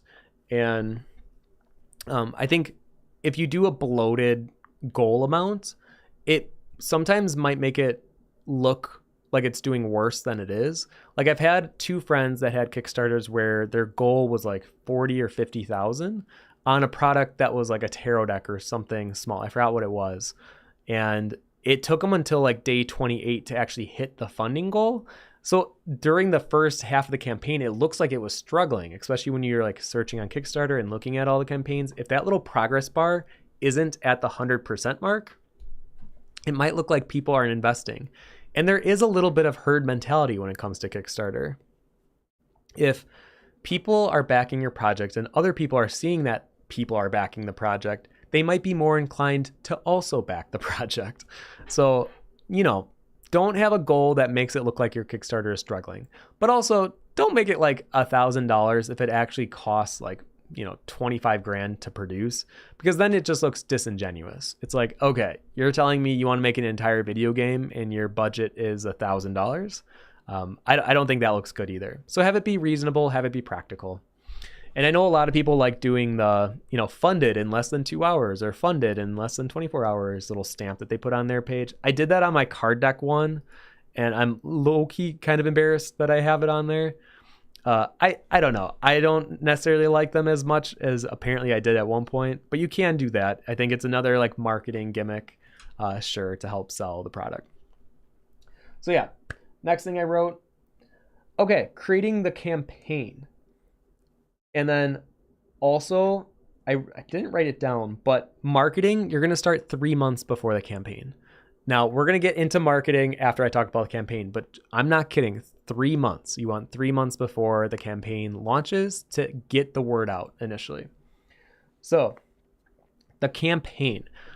Give yourself about a month. It doesn't mean that you're only going to be working on this campaign for a month, but it does take about a month-ish to really make sure you are adding all the details you want, all the images and graphics look good. You want to send out a preview of the Kickstarter to all your friends, your family, and ask for any feedback. Ask them if they could look for typos or if anything reads weird. I usually trust a lot of my art friends to give me feedback and advice, and I think it's invaluable to have extra set of eyes on your Kickstarter campaigns. Oh, the other reason why you'll want a month, and even though this is my 5th Kickstarter, you still have to do a few things like linking your bank account, linking a Stripe account for the credit card transactions. You have to get some things approved, and that sometimes, takes more than 24, 48 hours, especially if it's your first Kickstarter. So don't just think, you can launch a Kickstarter 3 days before the day. You're like, okay, I'm just going to make a Kickstarter. No, you're going to want to give yourself a month. Make sure you go through all the back end stuff, make sure all the money processing stuff works. And that way you won't have to deal with it like closer to the actual launch, because that can be a headache. I know I did that on my 3rd art book, I believe. I didn't get the approval right away. So I was like sweating bullets because the day of the launch, I still didn't get the approval, even though it was like the day or two before that I sent it to get approved. I thought it would be like a within an hour thing. No, sometimes it can take up to 48 hours. Thankfully, they gave me the approval like 3 hours before the actual launch, so I didn't have to like postpone it or anything. But I was sweating bullets. I'm telling you. Okay, like I said, keep it visual heavy. Most people do not read, and entice at the right price. I don't know if I thought I was being clever when I wrote that.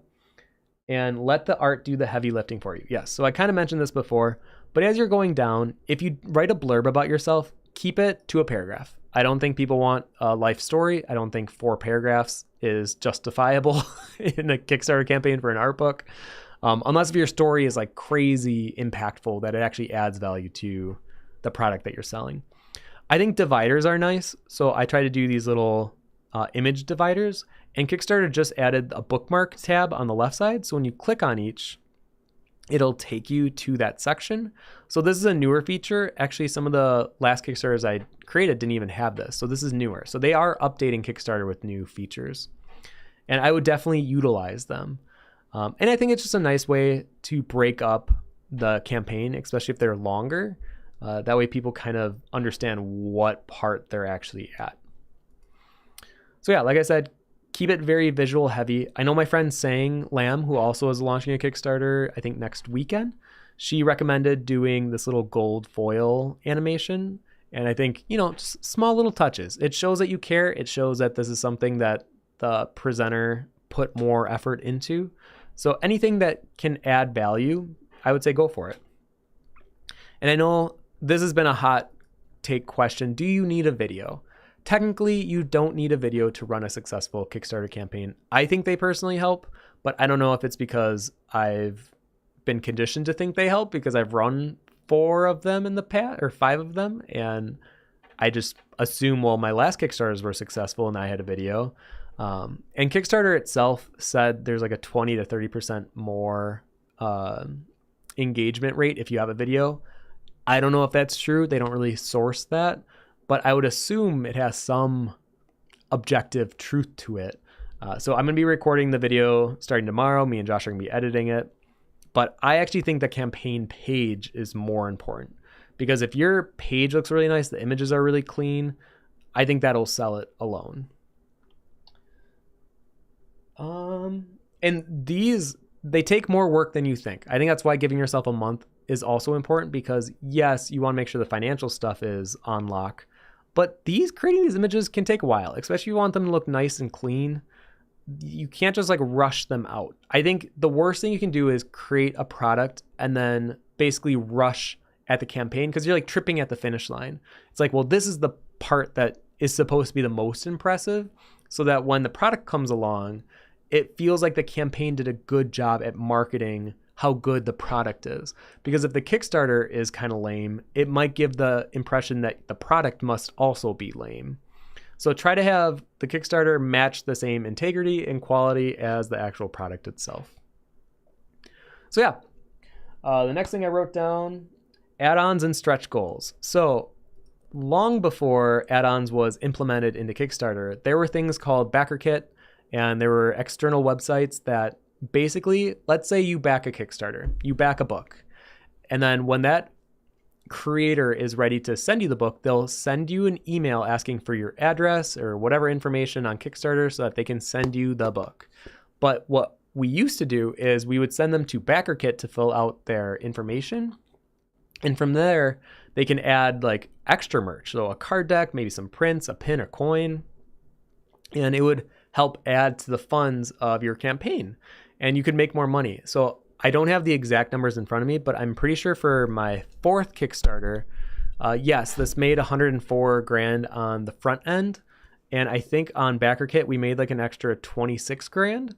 And that's why don't devalue add-ons. They can help increase the total amount of profit you make by a lot. So if you are going to do a Kickstarter, please do not skip add-ons. I am begging you, just even if you only have a few, just throw a couple on. You never know if people might be interested in adding on a couple things to their order, and all of a sudden their $60 product goes from a $60 purchase to a $90 purchase or a $120 purchase. You might have just doubled the amount of money you made from a single backer because you added add-ons. So yes, BackerKit no longer is the main thing to do anymore, because Kickstarter basically saw that other websites were doing this and was like, wait, we can implement that into our own website. So they did. And now add-ons are officially integrated into Kickstarter. It's really nice. And yeah, be sure to add them. Stretch goals. This is a highly debated topic. My art friends, I feel like, are split 50-50.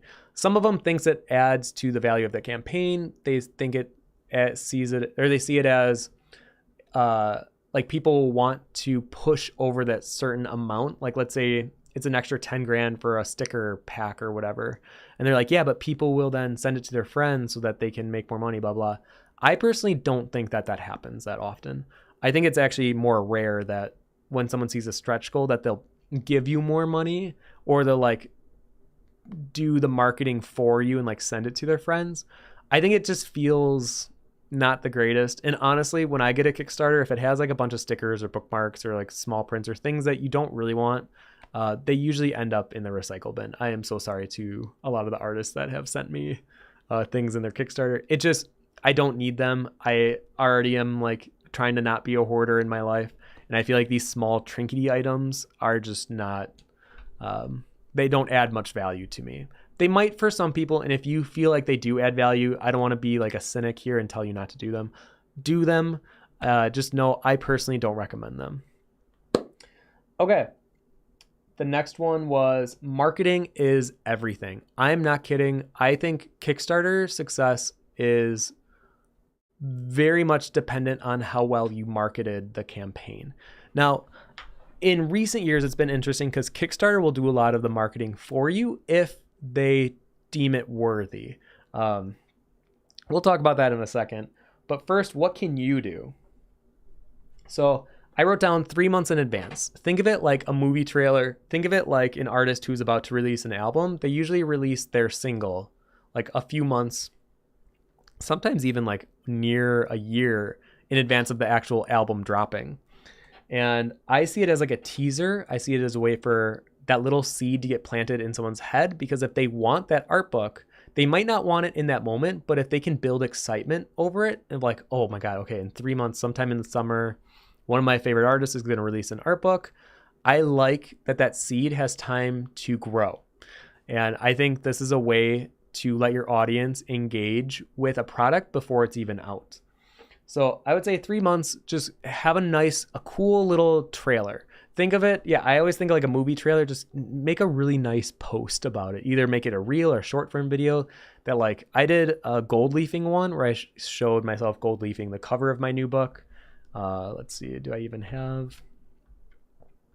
I don't even think I have the image on here, but it's basically the cover image, and it did pretty well. And I think that was a good way to get people starting to talk about it. And I started my pre-order page because Kickstarter now does a pre-launch sign up. So like right now I have 385 people notified that when this launches live on Kickstarter, they will get a message, either an email or something. I believe it's an email that the project had launched. So you can almost expect that 385 people will most likely buy the book because they wouldn't click notify and launch unless that they were serious about backing you. So it kind of gives you a heads up on, okay, I can kind of calculate, like this is around 18,000, I think. I can expect at least 18,000 just from these notifiers here. And then that's not including your social media followings. That's not including your mailing list. Kickstarter.com, they have their own marketing platform. So I think having a pre-launch page is actually really cool to like take some stress off your back, because it I don't know, it at least shows me, okay, people are interested. This is something that they will most likely pick up, and I can kind of calculate that in my head. So let's see, what did I write down next? Mention in stories across platforms. Oh, yes. You want to make sure that when you do the 3-month trailer, launch it on every single platform that you are on. And people might be like, yeah, but Instagram's really the only one that works for me. Let me show you something.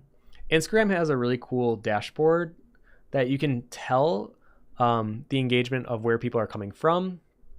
And actually, you know what? I'll go through this page with you guys. I feel like this is a nice segue into this. So Kickstarter has a campaign dashboard that looks like this, and it'll tell you how much you're making per day. It'll tell you where they're getting referred from, how often they're watching the video, reward popularity, all this. And there's notes on the bottom. And then also Google Analytics, which I can't show you that because they actually changed. I think someone bought Google Analytics out, so I have to make a new one. But Google Analytics I actually really liked. And you can directly track if they're coming from Instagram, Twitter, YouTube, or I should say X, not Twitter, Facebook, Kickstarter, email. And it was just nice knowing, okay, these are platforms that actually see a response when I launch a product. So keep that in mind. Kickstarter has their own referrals where they say people are coming from, but like direct traffic or no refer information, this is basically Instagram. I wish it would just say Instagram because I know most of my backers came from Instagram. And like, yes, they say that on Kickstarter search that 7% of the money I made, so like $8,000 was made from that. I don't think that's true. I think people saw it on an Instagram post on their phone, and then they were like, well, I don't want to order it on my phone. I'll go to Kickstarter and search for vonnart. And I think that's how it happened. So like, I don't think these are the most, I would say they're a little disingenuous because I think Kickstarter wants to feel like they are the ones giving you most of the funds. And I don't want to take credit away from them. They actually do help a lot. But I think ones like this, and especially this one, no. But advanced discovery, absolutely. That is Kickstarter without me even helping. That's with me doing nothing. I made $6,000 because Kickstarter put me on their Discover page. I feel like there was another one. Yeah, recommendations, $3,500. So I made $10,000 basically because Kickstarter helps artists or creators out on their own, which is amazing. So I don't want to seem like I'm kicking Kickstarter. I actually love Kickstarter. I'm a huge component of Kickstarter. I'm actually in talks with 2 of the people that help run the art Kickstarters now, and I think they do a great job. So just know Kickstarter will also be helping you. Like, I don't even know what this Kickstarter internal one is, but apparently that's $2,700. Actually, a lot of these, I don't even... Oh, these I do know. Profile saved and profile created. So let's say someone backs one of your previous Kickstarters. If you launch a new one, I'm pretty sure this is how it works. I'd have to double check. I'll have to do research, but I'm pretty sure they get notified in an email of like, vonnart just launched a new project. Check it out here. And that's just because they backed a previous project or they followed you on Kickstarter. So something to make note of. And then this one's interesting, a last chance to back reminder. Basically, when you go to Kickstarter, if you don't have a lot of money, but you're like, oh, I might in like 20 days, you can click a button that says, remind me before it's over. And they will, on their own, without you having to do anything, they'll email on their own. So actually, I want to say Kickstarter actually does give you way more funding than just your own marketing and campaign.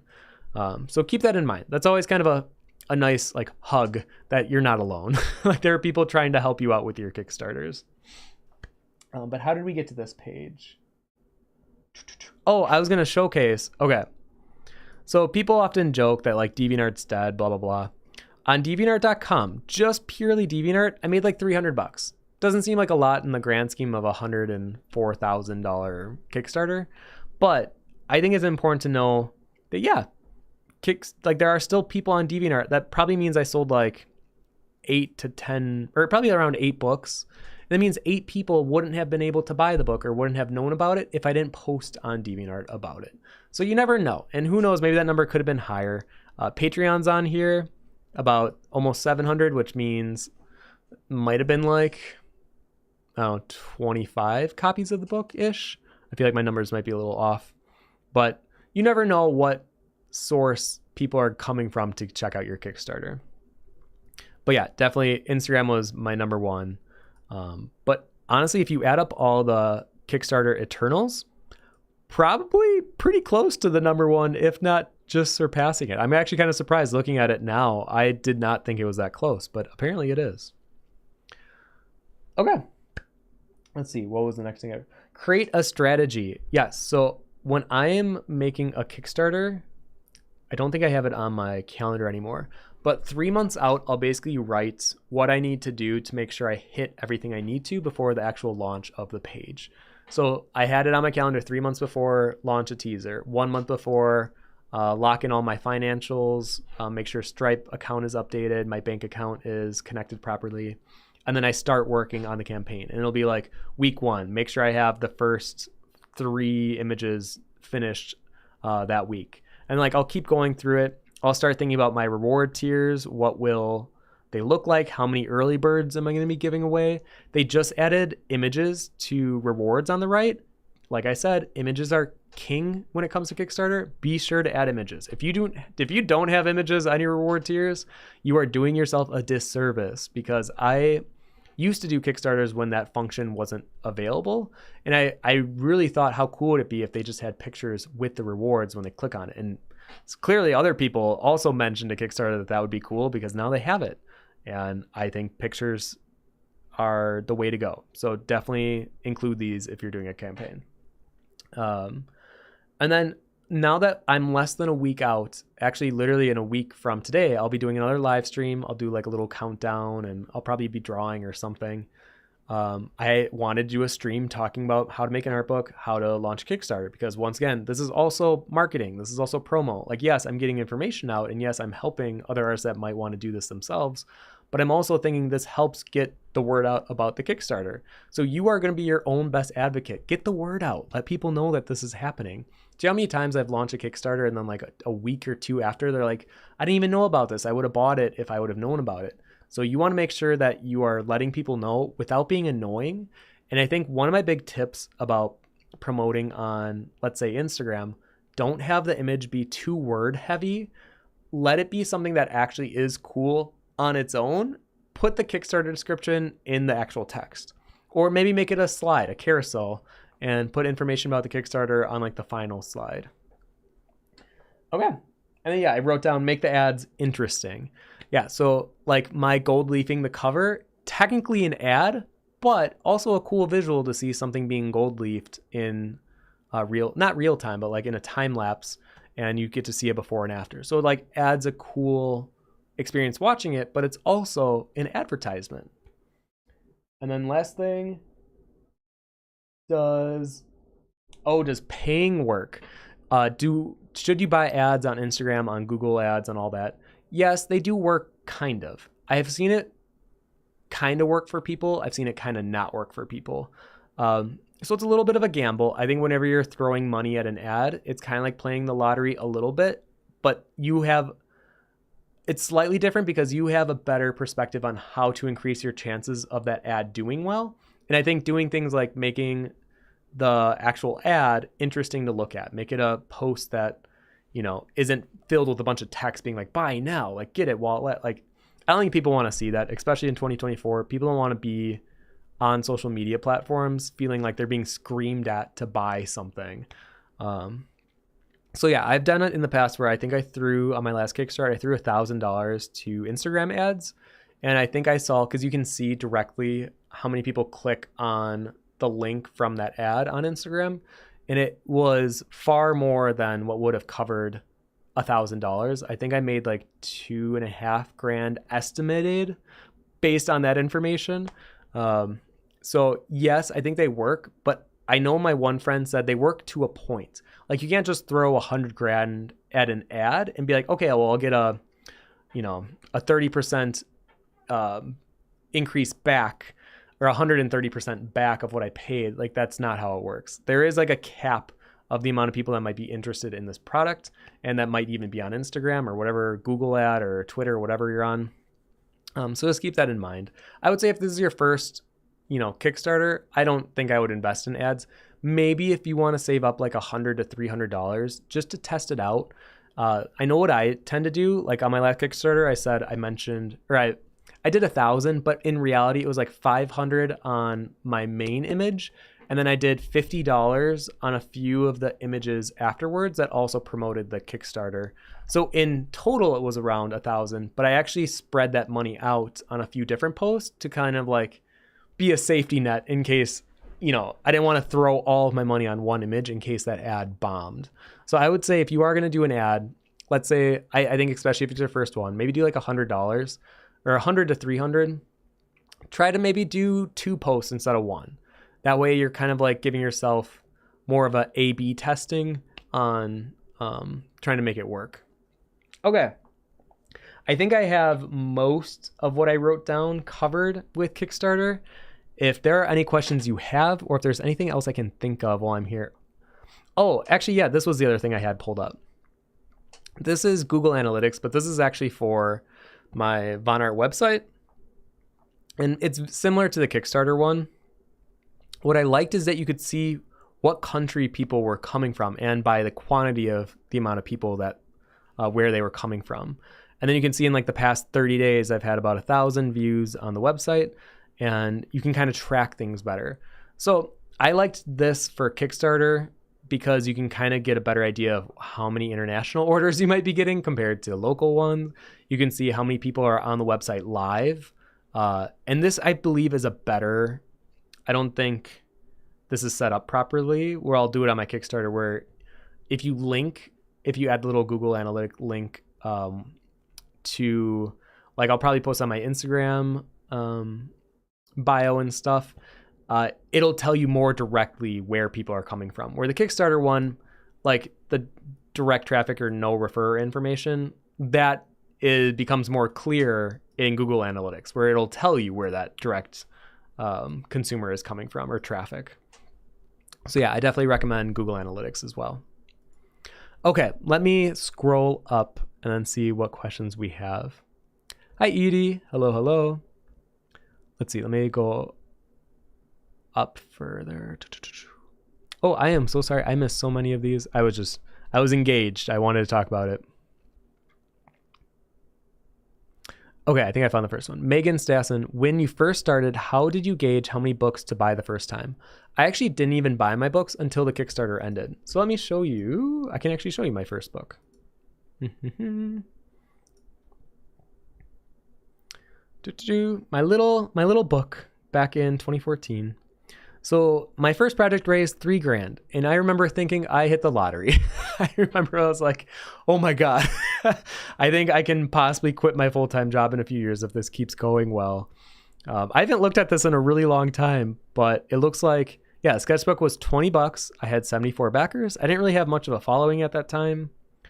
I did do stretch goals, which, like I said, didn't have the best experience with them. And you know what also hurts me? Look at this page. I barely had any images. Actually, here's a live critique. This artist didn't know what he was doing, and clearly I did not. I thought this image and this image would be enough to sell an art book. And I guess this one, but you're not really getting too much here. I mean, kind of cool, I guess, because you see little ghost versions of the drawings inside, but no.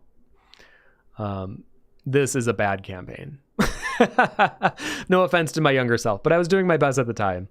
And as you can see, there's no pictures on the right. That wasn't a thing that was there or that was implemented yet. The chapters were not there. Let me see if I can see the rewards.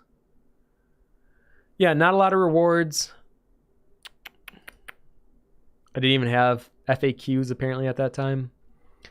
So, okay, I knew I had 88 backers. So I think what I did at that time, I think I ordered 250 books because I think they cost like $1,800 to produce at that time.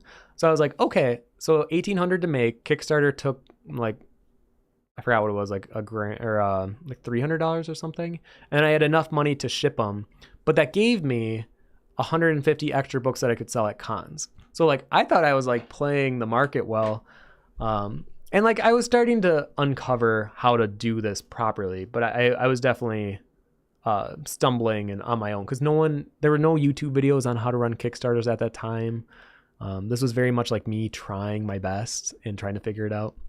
So yeah, I would say don't buy your product until after you get the funds from Kickstarter, because that will give you a better representation of like, I know 88 people, minimum I need to make 88 books, you know, that kind of a thing. So yeah. Next question. Chouette, come on guys, give thumbs up for this live video. Oh, thank you. Tijal says, I love that animated view of the book where the gold shines. How did you make that? Is it a video animation or did the manufacturer make that? No, so the manufacturer has made nothing. Like everything you see here was just made by myself. The animation, I can actually show you really quick. So if you are curious on making your own, let me close these. I believe I have a file on my desktop, saved Kickstarter images. PSDs. Oh no, I think I saved it to my desktop. Oh, I did. Okay, animation. Or no, it should be this one.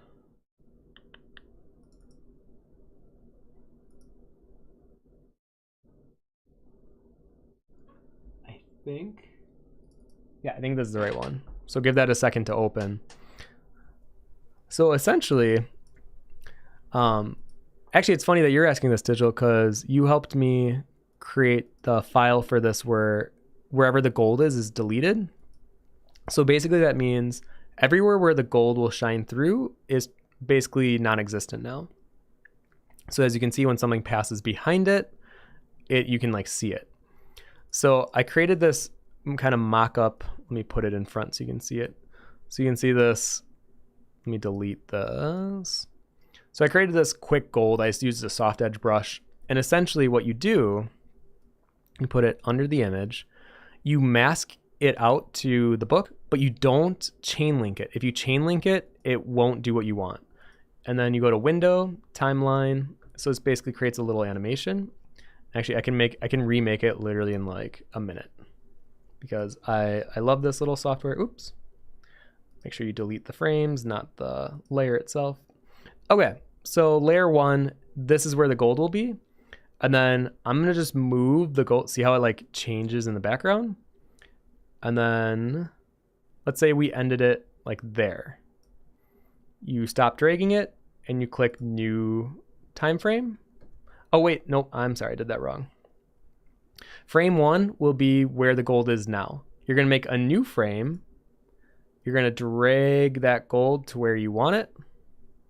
So like, let's say like right there. And then you're gonna choose this button on the bottom that says create frames in between. And I think I did like 20 frames or something. Choose okay. And when you click play, see, it'll create that nice little transition.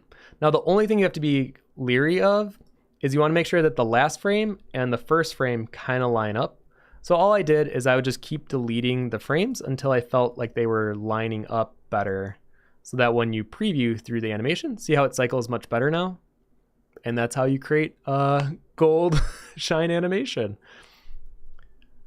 I feel like I really should just make a tutorial on that and launch it on YouTube and have it be like a 2-minute video, because I think it's so easy, and I wish more people knew about it, because it took me like an hour to figure out, or like an hour and a half, and I was like, oh my god, I wish there was a better tutorial on this. And then bam. Anyways, Oscar says, okay, Tim, not about Kickstarter, but I really want to know, if Swordplay were to be a video game, what kind of video game would it be?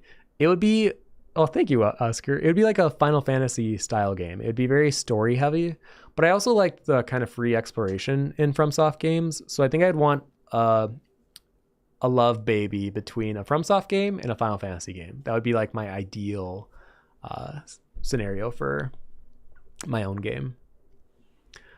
Chouette says, will purchase an vonnart original. Oh, thank you. Yeah, I have 60 of them for this Kickstarter. And what's funny is I had to make an image. Oh, did I delete the... Oh, there it is. An actual Kickstarter page. You scroll all the way down to the bottom. You'll see all the originals I have for sale for this campaign. There's a lot of them. I've been like hoarding them just for this Kickstarter. So yeah, I hope you find one that you fancy. Ella says, a lot of people are wondering to which countries the books will ship to, as well as if the books will be available after the Kickstarter outside the US. Everywhere. I think everywhere besides, I think Russia is weird right now because of the war. And I think there's like another country that's on the ban list for some reason. But literally, we're going to be shipping these everywhere. So yeah, if you live anywhere in Europe, South America, most of Asia, you should be good. I don't think Antarctica. Well, actually, I don't know. I've never shipped a book to Antarctica. I don't think so, but I don't know. But yes, everywhere. And will they be available after the Kickstarter? Absolutely. They will be on my website, most likely next May or next June.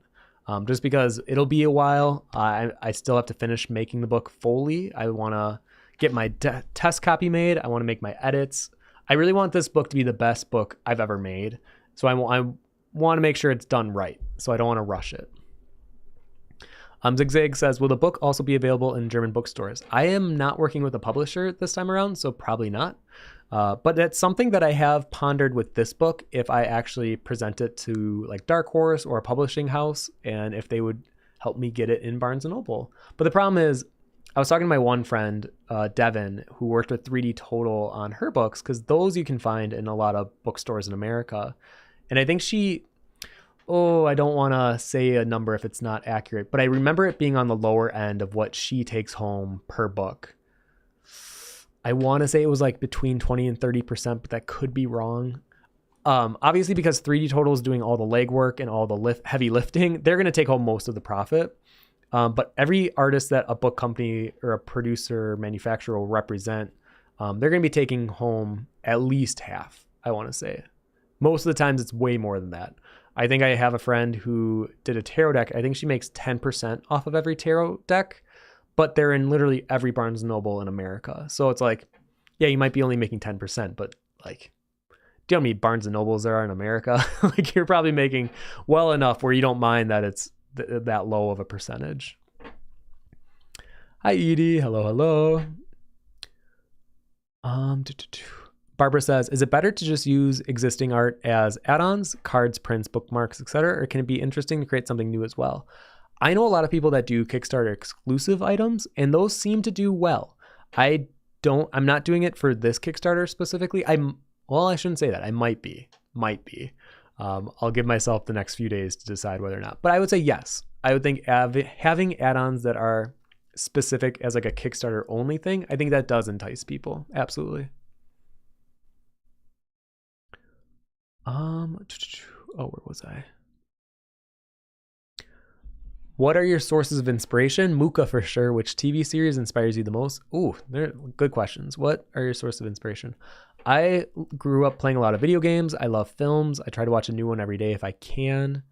And other artists. I love newer artists for their their creative sensibilities, and I love older artists for their technical prowess.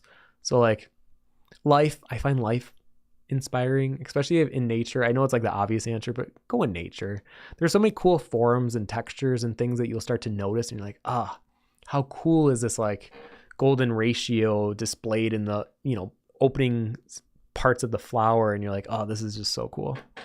So yeah, but I love dark fantasy. I think if I had to pick a playground to be in most, dark fantasy, or I don't want to say high fantasy because I think people think Lord of the Rings. I think more like 80s fantasy. So think like Legend, The Labyrinth, that kind of fantasy I'm really into. And what TV series inspires you the most?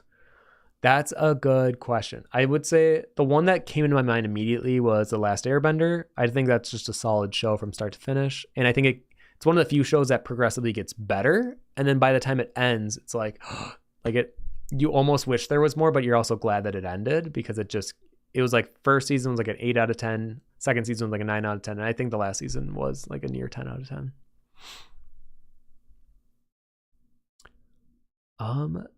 Yes, and be sure to put @vonnart before any questions so I could see it. How do you decide what early bird special works best for you? Yes. Okay. So on a lot of my old books, I only did $5 off. I think on this one, I wanted to do $10 off as like a thank you to people for supporting me for so long, blah, blah, blah. I would say $5 off is a good amount. And then I usually limited it to 50. This one, I'm limiting it to 100. Once again, as another thank you. But I would say 50. Some people do 25. I would say try to gauge how many backers you'll actually have, because you don't want the entirety of your backer pool to be an early bird, but it is like a nice way to give back to those who like super follow you, and you want to like give them a discount. Jim says, hey Jim, not sure if you mentioned this, but who do you recommend to create your books? I am currently in the process of working with 2 book publishers. Printlore made my last book, and I'll probably be using them to make my smaller book as like a continuation of this series. But for the newer big one, the one that I'm doing the Kickstarter for, I'm going to be most likely working with Tiger Press. And if anyone's interested, I guess I could give you the name or the email. I'm pretty sure she'd be okay with me. I'll double check with her if she's okay with me, giving out her email publicly. But her name is Min Chao. She is like basically skips the middleman because she's from China, and she goes back and forth between the factory and the US, and she can basically cut out the cost that it would have been to pay an American middleman to talk to the book manufacturer. So I like Tiger Press for that, because they can help save like 10 to 20% just on the middleman cost alone.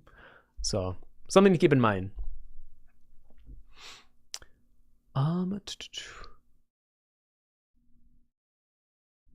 Kuramafan333 says, sorry, another question. How do you know this whole stream is for Q&A and helping you guys, so don't feel bad about asking questions. How do you handle import fees for other countries? This is something I didn't really know about until my second Kickstarter, where it became very apparent to me that I had no idea what shipping looked like to basically international countries in general. Basically, the thing that a lot of Americans do now is we let those people, whatever country they're in, they'll handle it themselves, because we don't necessarily understand or can calculate what that tax will be. So we don't want to overcharge, but we also don't want to undercharge, because then we might be losing money. So instead we ask for the shipping payment. And then I think it is good to also let your backers know though that you're doing that. So when people are backing from me, I'm going to put some kind of a note somewhere of like, if you have an import tax in your country, be sure to, think about that before backing this project. We haven't been able to find, unless if Josh can correct me on this, any online shipping station type deal where they will calculate it exactly as we need to, so that we can include it in the total cost, where it just becomes more of a hassle. And I would rather whoever is ordering to do it themselves, because they know their country better than we certainly do, and they'll have probably a better idea of what that will cost.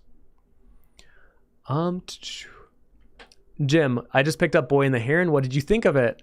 Okay, I know this is a little off topic, but I would say It's a 10 out of 10 movie for me. I absolutely love it. And I also understand why people hate it. I would say half my friends did not like the movie. I think because of where Josh and I were at that time of watching it last December. And I think if you've done psychedelics, I think it did help to understand the experience more, because it felt very disjointed. It felt like there was no flow to the narrative. But if you allow yourself to like relinquish the control of like needing a narrative, I think you kind of process and interpret what you're seeing visually into your own narrative. And I absolutely love films that allow the viewer to take away something that might be more personal than like a spoon-fed, here's what this movie's trying to tell you and the point it's trying to get across, or whatever moral high ground it's trying to stand on. So I thought Boy and the Heron was absolutely excellent. I loved it. I cried, I think, twice. I loved it. But I also understand why people hate it. Hypercrystallized says, have you ever thought about doing comic books? It's funny that you asked that. I literally just did a cover for The Witcher. It'll be out next April.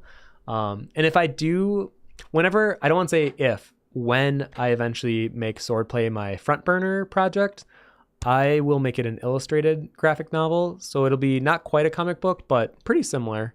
And that is definitely going to be like a big dream of mine, would actually be making an illustrated book. And I would get that published through an actual publisher. Okay, I think...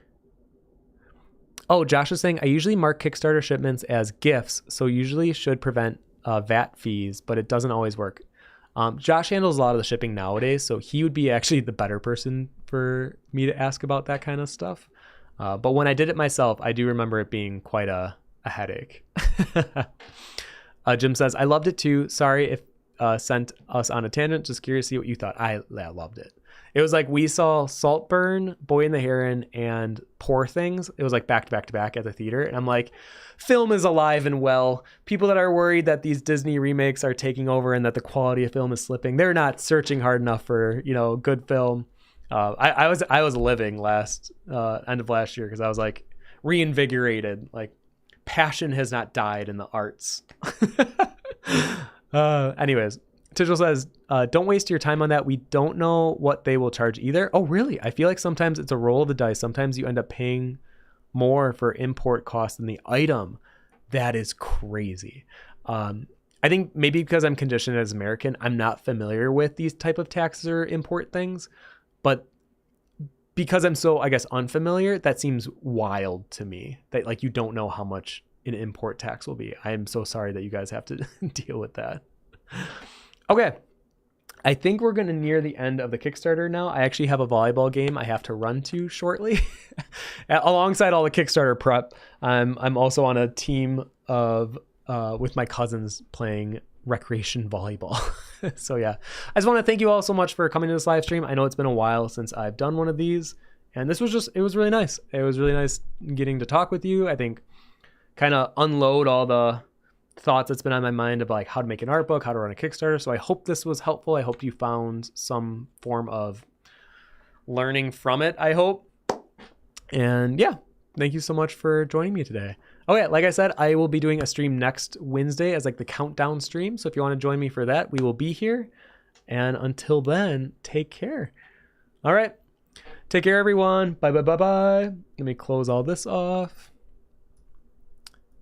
Oh, and then I guess I should mention before I cut this, if you want to be one of the notify when project launches people, if you go to the link in the description, it'll take you to this page, and then you just click notify on launch, and then you can be one of the first 100 people to get the $10 discount. Now, mind you, it's going to be kind of a race, because not only do you have 386 people here, but you also have everyone from my mailing list, and then all my Patreon people that I'm going to try to give the link to first. So it's going to be kind of a mad dash to be one of the first 100, but I do really appreciate it and taking the time to check it out. Okay, thanks so much, everyone, and until next time, bye.